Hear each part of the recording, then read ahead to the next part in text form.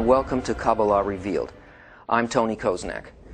I'm a student, one of the students, of Rav Michael Lightman, who is the direct disciple of Rav Baruch Shalom Halevi Ashlag, who is the son and direct disciple of Rav Yehuda Ashlag, Bala Salam, better known as the Master of the Ladder, who was acknowledged as the preeminent Kabbalist of the 20th century. I give you those credentials because there is such a thing as a teaching lineage within Kabbalah, and what we are going to speak about is authentic Kabbalah. And we're going to give you a perspective, not of scholars, but of practitioners, people who are Kabbalists. And in this series, you'll get not only an overview of authentic Kabbalah, but also the keys, the basic concepts, the ways of approaching this wisdom so that it can open to you. Because it is a way of study, a way of thinking, and a way of feeling very different from our normal sense of things. And it requires, as any skill does, a mastery of the basics. And in our series of 20 or so lessons, we will cover all of the ones that are important for you to know. But let's start with an overview of Kabbalah, because there's a great deal of confusion about it. There's a lot of information about Kabbalah out there. There are, I think, maybe 1,000 books a year are published on the subject, and almost none of them have anything to do at all with Kabbalah. They're just some kind of a mishmash of people's imaginations of what they think it could be, what it should be, their intuition, their imagination. And it's not their fault. There's a great longing to know what Kabbalah actually is, because there is a sensation that it's important, that it's powerful, and that it has a grasp of something that is hidden in this world. It's called a hidden science for 3 reasons. 1, it has been purposely hidden by the practitioners of Kabbalah themselves, by the Kabbalists. Kabbalah started 4,000 years ago with Abraham, around the year 1947, 1948, before the Common Era. And for that period of time, 2,000 years until the beginning of the Common Era, the destruction of the Second Temple, it was not hidden.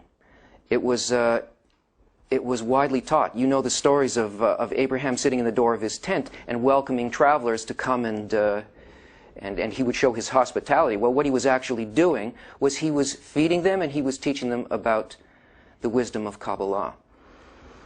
And the type of souls that lived at that time in this world were a little bit more refined than the souls that live now, and they understood it more naturally. But something occurred at the beginning of the Common Era, at the destruction of the temple, that made it impossible for people of that generation and for the 2,000 years that followed to really understand anything in Kabbalah. That's the point at which religions appeared. That's the point at which speculation about how this world works, what the universe is, what the creator is, and so on, grew up in the imaginations of people according to a particular principle that leapt to the forefront within the human being in their development. And this quality within people prevented them from understanding. And so the Kabbalists hid it. So if you don't have access to something, you still have the books. The problem is that it's also called a hidden wisdom because the books themselves are written in a very special language, unbeknownst to the people who are reading them. All the books of Kabbalah are written in a language called language of branches, in which they use words from our world, objects, cup, book, table, family, travels, wars, all of these things that you see in the 5 books of Moses and all the other Kabbalistic books, but they're not speaking of anything in this world. Not a single word of any Kabbalistic book is referring to anything in this world. It only refers to the forces above which create and sustain the things that appear in this world. And so the Kabbalists used a special language that would indicate that what they were really speaking about. And only a student who had attained a certain wisdom would be able to understand and hear it that way. Now, you have to understand that the world that we live in is not a world of causes. It's a world of outcomes. There is nothing that we do in this world that has any effect whatsoever on the upper world where our source comes from, where the things that we see in this world take their roots. No physical action has any effect on it. And that's why any of the things that we do in order to solve our problems here in this world have any effect whatsoever on their outcome. Only a connection to the roots, to the causal level of things, can have any effect whatsoever. And this is what Kabbalah deals with. Our reality as a whole is structured in such a way that there is a world that exists above, so to speak, and a world that exists below. And the language of branches points to what exists in the world below. It speaks about this object, let's say a family. You read about it in the Torah. And the Torah appears to be the story of the Jewish people. Well, a family will move to a location called a land. But the Kabbalists are not speaking about this at all. They're speaking about the abstract forces above that actually create these things and make them occur. And only a wise student can understand what's really going on here. This is the branch level, and this is the root level. So, unless a person learns how to read and understand the key to this language called language of branches, they will continue to see things as they exist in this world. So, as a result of those two aspects of hiddenness of Kabbalah, and because of a lack of contact with the teaching lineage and the real methodology, people have still needed to know. But they've had to fantasize. They've had to make concoctions of things. And they've gone according to what they could understand without a correct teaching and without the proper inner properties that would allow them to understand it. And so a lot of myths have grown up. Now, we will deal with these in a little more detail when we talk about some of the other basic concepts of Kabbalah. But just a couple of the major ones are that Kabbalah is Jewish mysticism. Well, it is neither a religion nor is it mysticism. Kabbalah predates religion. Religion is a phenomenon of disconnection from the upper force, of speculation and a misunderstanding of Kabbalah, even though it has a formal similarity with it. Because the Kabbalists created halacha, they created the books that we study and consider to be holy books, and our traditions and so on come from them, but the purpose, the meaning of them, what the books are actually written for and what they speak about, we are not very well in touch with these things. So the relationship with Judaism is like Kabbalah and amnesia. Now, as far as mysticism goes, Kabbalah is a science. It is not a mysticism. It's a way of making a direct connection with things that seem to us magical and unfathomable only because we, in our current state of awareness, don't understand how they work. And it's the same as if you brought a lighter to some tribe that lived on a desert island that had never seen any technology at all. You would be the god of fire, some mystical creature that can produce fire out of your hand. I mean, it's simply a matter of what is hidden and what is revealed. That it's magic. Well, magic implies the using of hidden upper forces in order to manipulate people to get what you want and to cause certain outcomes for your benefit or against other people and so on. But it's impossible to make any contact with the upper forces at all unless a person changes their moral inner nature. The attainment within Kabbalah is a matter of inner transformation, and it is impossible to be in contact with the forces without that. So this simply has nothing to do with anything except somebody's vivid imagination. that only a few people are allowed to study Kabbalah, and there are conditions. The conditions being you have to be Jewish. This is not so, because the Kabbalists all along taught people who were not Jewish by birth. Some of the greatest Kabbalists, in fact, were Gentiles, people of other nations. Onkelos, Rabbi Akiva. The list goes on, and all Kabbalists took students who were worthy students, but not based on some kind of physical attribute, but on an inner attribute that is called Yichud or Yehud.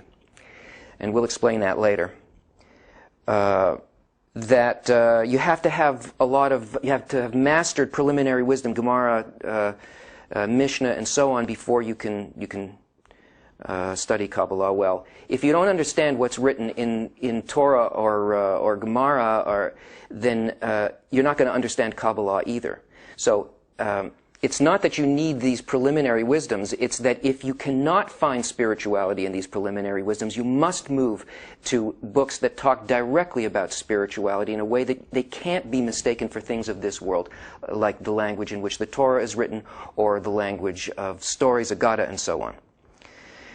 And amulets and protection and the use of number and letter manipulations in order to create stuff and to protect people from evil. Well, this is the complete and total opposite of what Kabbalah deals with. In fact, it's completely forbidden. It's considered idolatry that one should use the upper forces for some selfish personal reason here. And besides that, there is nothing to be protected from. So holy water, amulets, red strings, and so on are psychological things, and they have absolutely nothing to do with Kabbalah. And finally, there's the mixture of Kabbalah with Eastern religions, where since we didn't know anything, we made an association with Buddhism or with aspects of Hinduism that deal openly with spirituality, and that's only because spirituality from the books of the Kabbalists were not open. However, that's changed. As of 1995, all books of the Kabbalah were open. The only requirement for Kabbalah to be accepted as a student and to feel and that you should feel safe and comfortable in looking at Kabbalah and seeking the thing that you need, the only requirement for becoming a student of Kabbalah is that you have a need for it. That your answers as to why things happen and to the meaning of your life and your role in it, if these things cannot be answered anywhere else, that's the requirement. And all the great Kabbalists have said so. From the time of the Arion, he said the only requirement was this desire. Rav Kook, who was himself a great Kabbalist, and even the chief rabbi of Jerusalem, when he was asked who can study Kabbalah, he said everyone. So it's not so. And finally, my favorite is that if you study Kabbalah, you'll go mad. It's my favorite because it's like everything else, it's just the way that things appear. The kinds of interchanges that a person goes through as a result of attainment in Kabbalah, of the understanding and connection with reality. The pleasure that they get, the source of the pleasure that they get, is very different from a normal way of thinking. It's opposite because it is the kind of thought that exists in the spiritual world. So to somebody who has an opposite goal from spirituality, a person may appear insane. But not really. So the third reason that the Kabbalah is called a hidden science is because it deals with what is hidden from our five senses. It answers a question that can't be answered any other way. It answers basically what is the meaning of life. And this is a deep and a severe question, because for a person who has this question, who cannot find the answer in what their traditions tell them, in what their science tells them, in what art and literature tells them, in what psychology tells them, a person who simply cannot be satisfied with anything but the answer to this question, what is the meaning of my life? This is a person who is ready to sense beyond the five senses. The books of Kabbalah tell us that we live in the whole of reality. There is a totality of reality, and that's where we actually exist. Except that we have no sense of that. We have a completely restricted sense of what we are and where we are. So much so that we don't know what will happen in the next moment of our lives. We do not know why things happen, when they happen, where we came from, where we are, and where we're going. There exists a complete and total reality. And this reality is divided and reduced into a system called worlds. By means of 5 worlds, the complete reality, an unending light, becomes reduced to a brightness by which we can perceive. This first world is called the world of Adam Kadmon.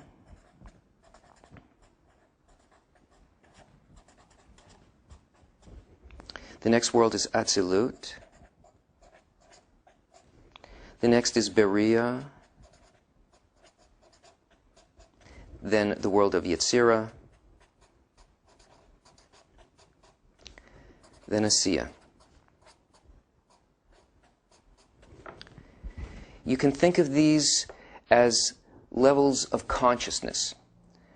Closeness or distance as it descends from this complete reality, from connection and awareness to it, until finally we reach a disconnecting point called Mahsom,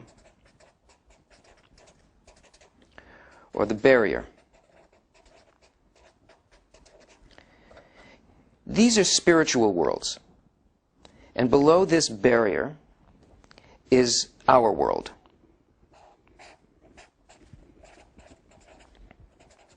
Here we have absolutely no sensation of the spiritual worlds, of the place that we actually live and where we came from.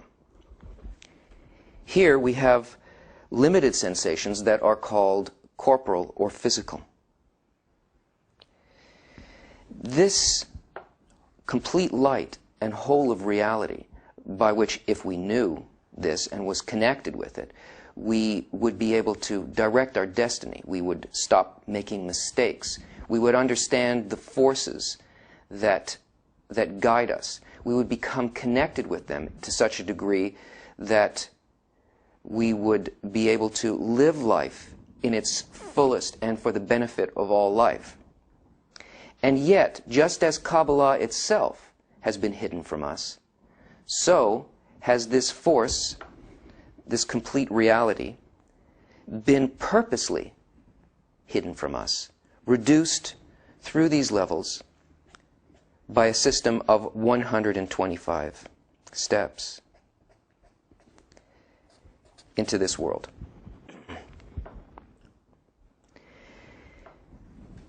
What Kabbalah is meant for is to allow a person to trace their steps from descent into this world back through 125 steps all the way to our root in the spiritual world, our source and connection with the total of reality. But in order for us to be able to achieve that, this benevolent force, which we call the Creator, has purposely created a system for us. In other words, this map of creation is not the end of creation. It's the halfway point. It's a process by which we descended from our roots in the spiritual world to the state that we're in now in order to fulfill the plan of the creation itself, in order to rejoin this total of reality. All of the books of Kabbalah, including our Torah, Mishnah, and Gemara, speak only about the states that are found at these levels, both of the reduction as our soul fell from this complete connection, and of the states that we find on the ascent back up. And the method of Kabbalah is the means by which a person can begin to sense and enter the spiritual world. Now, in order to do that, a person needs to be taught what they are made of, what it is that prevents them from the entry into this world, and how they can gain a sense of the spiritual again. And this takes a very special material, very directly created for the purpose of allowing a person to enter the spiritual world. So the books of Kabbalah are written in the language of branches, and they're very difficult for us to understand. It's no wonder that we have great difficulty being able to use them on the surface level to learn anything about how we can enter this higher reality. But the great gift of Kabbalah is that in our generation, since 1995, when the wisdom was opened to the world as a whole and to those who really need it, special books have been prepared for us. These books were written, commentaries written by Bala Salam and by Rabash, his son and his disciple, that for the first time were not written for people, Kabbalists already in the spiritual world. They were written for people who wish to enter the spiritual world. They're written in a special language that allows a person to get a foothold on the first rung of the ladder. And it's from these books, in the lessons to come, that we are going to take our sources. We are going to look at what the quality is that keeps us out of the spiritual world, what it is that allows us to enter the spiritual world, and the method revealed in the science of Kabbalah through the works of Bala Salam. The wisdom of Kabbalah teaches a practical method of attaining the upper world and the source of our existence. By realizing our true purpose in life, man attains perfection, tranquility, unbounded enjoyment, and the ability to transcend the limits of time and space while still living in this world. Join us next week as we begin this exciting journey.